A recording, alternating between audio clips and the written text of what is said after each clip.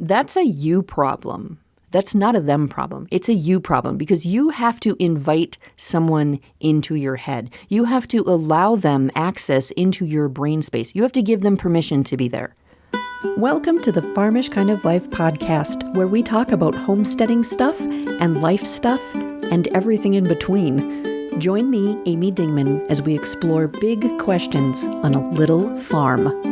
Hello, everybody. Welcome back to the Farmish Kind of Life podcast, where we talk about life and how to live a really, really great one.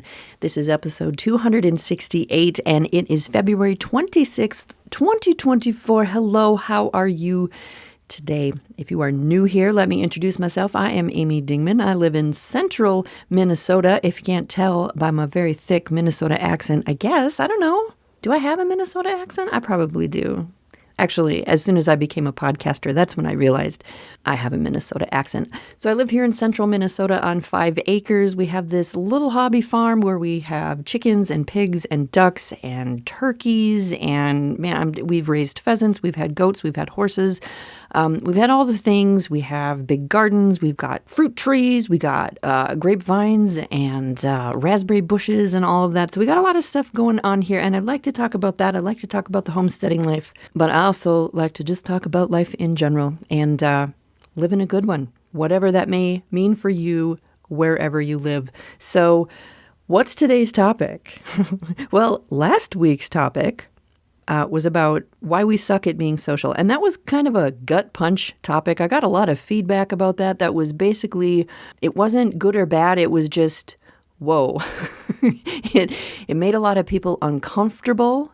It made a lot of people have to stop and think. And I had a lot of people who said, I got to go back and listen to that 2 or 3 times and sit with it for a minute. So sometimes we have to do those kind of podcast topics, right? We got to talk about what's actually going on in life other than just, how to feed chickens or how to do blacksmithing or, we talk about all sorts of different things here. It's a place where hopefully there's a little bit of something for everybody. The topic today is going to be 3 questions to ask yourself when someone's making you crazy. And one of them's going to seem really, really weird, but the reasons that it's really weird is kind of the point. Okay? So it's a little bit of a follow-up to last week. And then we're gonna jump into some other topics coming up that have to do more with homesteading and prepping and dealing with life right now, because it's getting a little crazy, right? What has been happening on the Lifestead? Last week I talked about how we finally got the forge up and running. The forge is what I'm using to do my blacksmithing.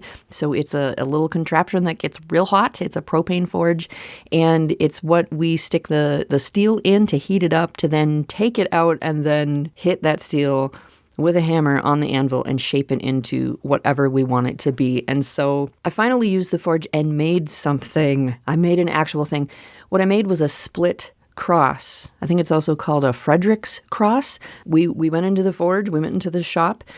It's really wild because there is the forge in the shop, which is the thing that heats up, and then you call the area that you're doing this in the forge. So it's kind of crazy. So we're in the forge, and my husband says, what do you want to make today? And I really haven't made anything. And I said, I don't know what I'm doing. And he said, how about this? I made it. It was very confusing to me because I'm still trying to wrap my head around, this is what I want something to look like, and here's what the piece of steel looks like right now, and it looks nothing like what I want it to be. And my brain doesn't work in the way to be able to look at that piece of steel and know this is what I need to do to make it into the thing that I want to make. Likewise, I can't look at something I want to make and go, oh, this is how I would do whatever with the steel to make this happen. So yeah, it was really, really awesome. I'm really proud of how it turned out for a first project. It's sitting on my desk right now, right next to me, because I just like to look at it and be like, I made that.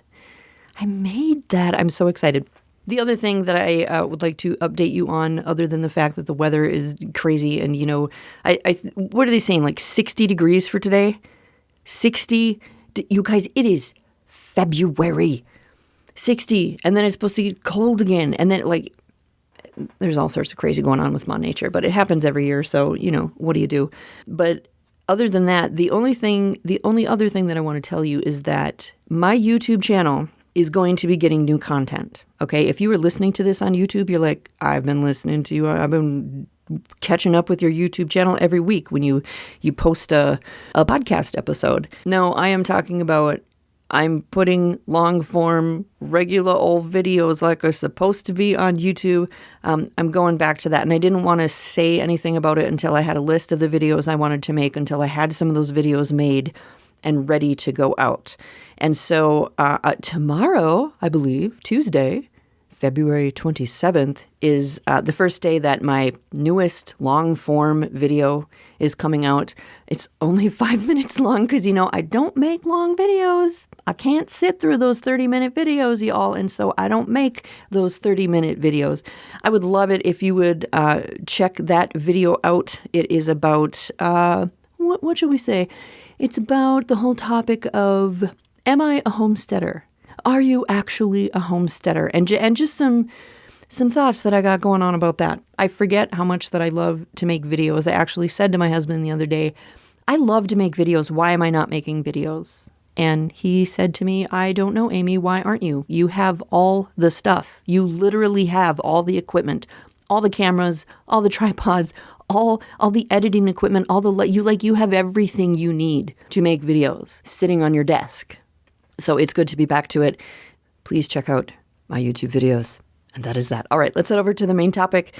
I'm going to tell you about 3 questions that I think you need to ask yourself when someone is making you a little bit crazy.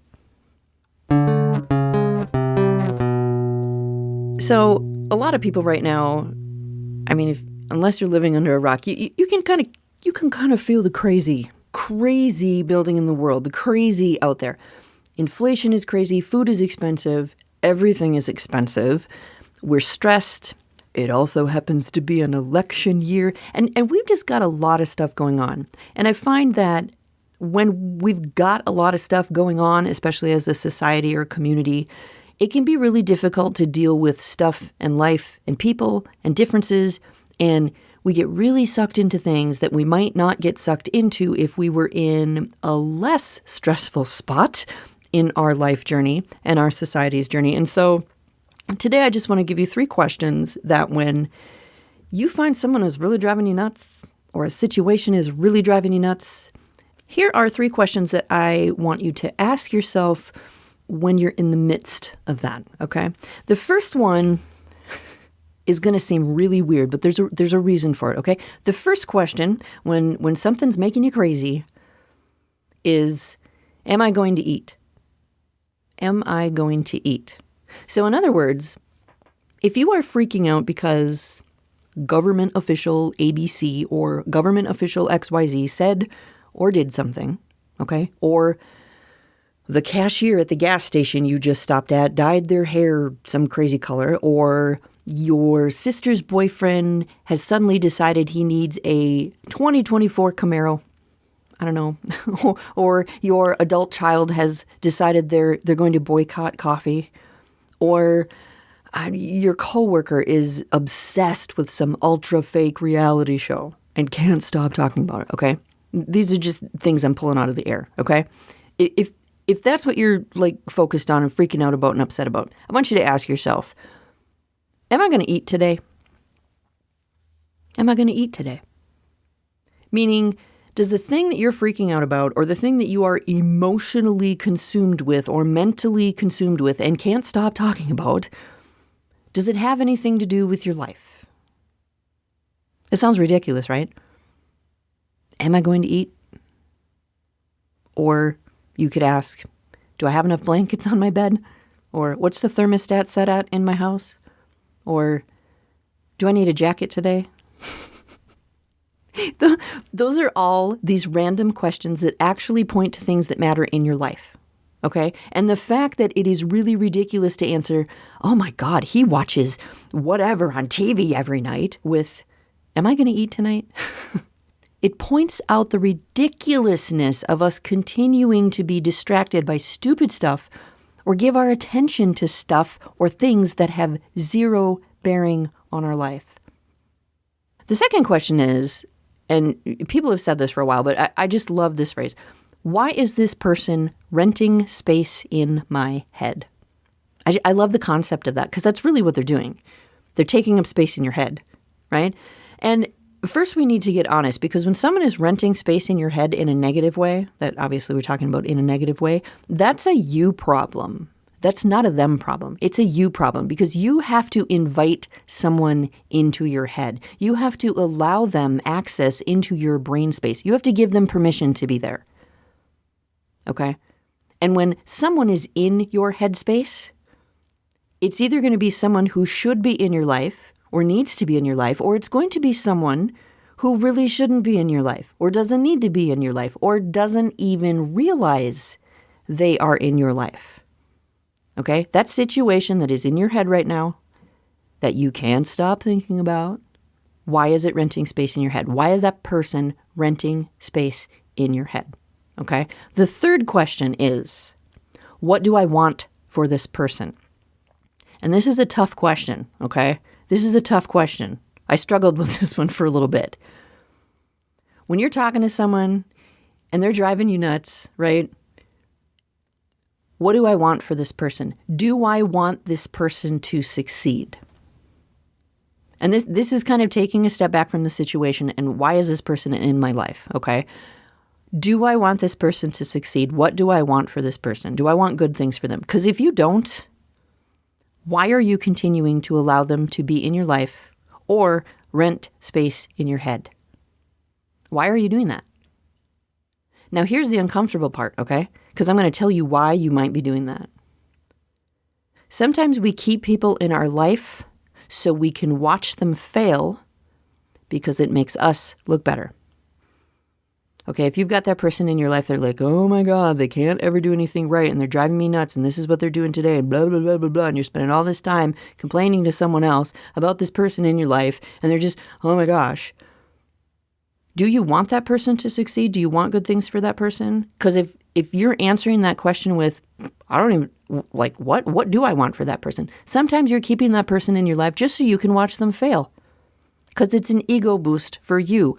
Ouch. Did that hurt anyone right now? Did anyone feel that? Here's another one. Sometimes we keep people in our life to make us angry, so we have someone to blame. Here's another reason. Sometimes we keep people in our life so we can have drama, because that feeds some really weird part of us.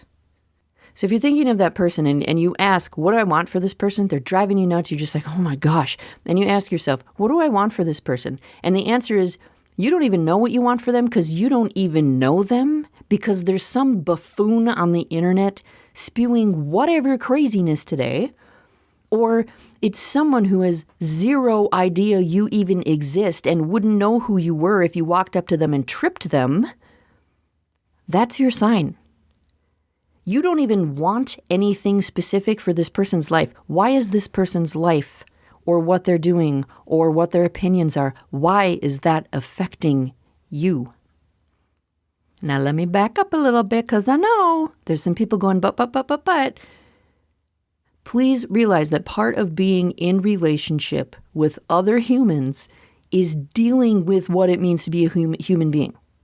Okay? I talked about this last week. We all do dumb stuff. We all make each other mad. We get underneath each other's skin.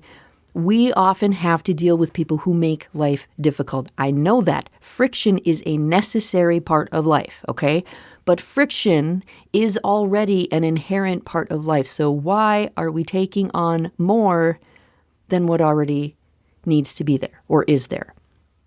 Here's what I'm getting at. When someone rents space in your head, that phrase includes a lot of different someones. I'm not just talking about your family. I'm not just talking about your coworker. I'm not just talking about the people you actually have to deal with and do life with. I'm talking about the presidential candidates.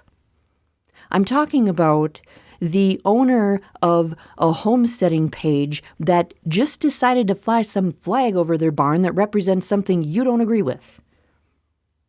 It's your cousin who decided they want all their guests to be barefoot at their wedding next month. It's the people that are still talking about the Super Bowl or Taylor Swift or how they don't celebrate commercialized holidays. It's the people who are hounding you about cryptocurrency or how you should leave Facebook or whatever. All of those things are renting space in your head. Why? We all have stuff we need to deal with because we are human beings doing life with other humans. But why are we adding to the stress by letting stuff fester and boil and then explode when it doesn't even need to be there and it has zero bearing on our actual life? It's almost as if people are so used to being upset and stressed out that they almost need the anger and the stress to feel like life is actually real and happening. Did anybody feel that? We're not alive unless we're hurting, right? We're not alive unless we're angry at something. We should not be doing that, you guys, especially if you believe that tough times are coming or tougher times are coming. Stop adding to the stress.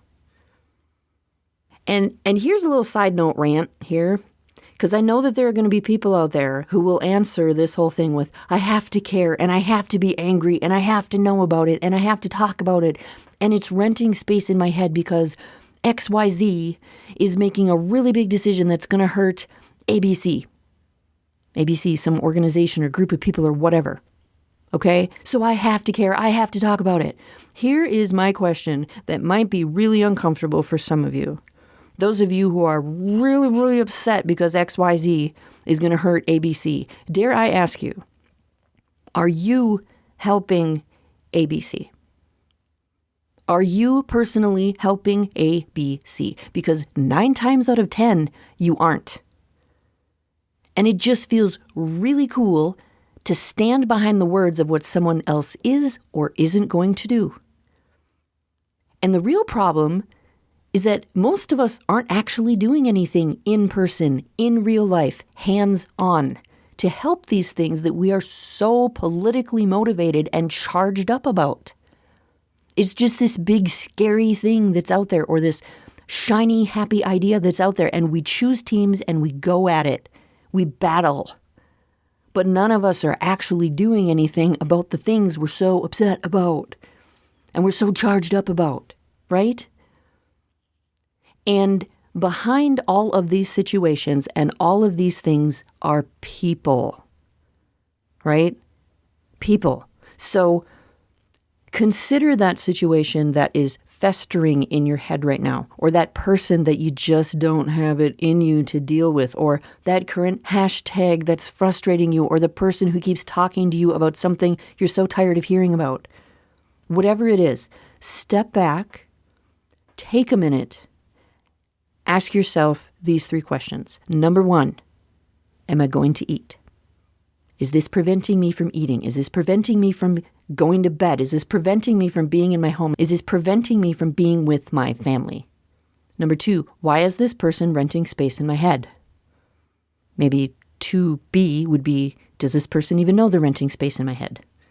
Number 3, what do I want for this person? And those questions are going to give you answers, and those answers are going to tell you all you need to know. And you will be able to determine how much effort and attention you should be giving to the situation or the person. Here's the other thing it's going to do, though. It's going to reveal if it's a you problem or a them problem, which you might not want to know. But I want you to ask the questions anyway.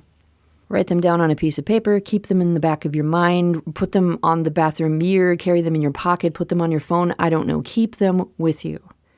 Because if you think things are going to get dicey and you think things are going to get hard and people are going to get crazy, which I'm not saying they're not, we need to have a way to deal with it and to pick out the things that we really should be giving our attention to and to know what to just push away and not worry about.